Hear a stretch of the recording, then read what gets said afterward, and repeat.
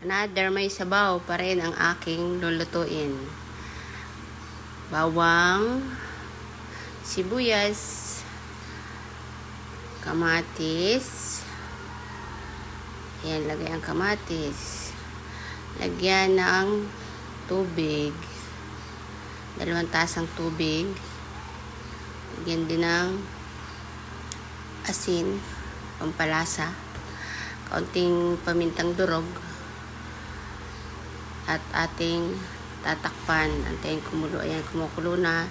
Lagay po natin ang pritong isda. Ayan, kumukulo na.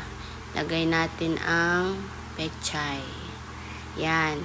Pritong isda yan na nilagyan ng pechay. Lagyan ng 2 siling panigang. At syempre, ang pampalasa hindi mawawala. Ayan. Kumukulo na.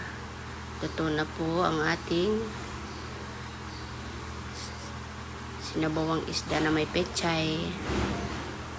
Okay na po ang lasa. Ayan, luto na. Takpan na natin. Thank you guys.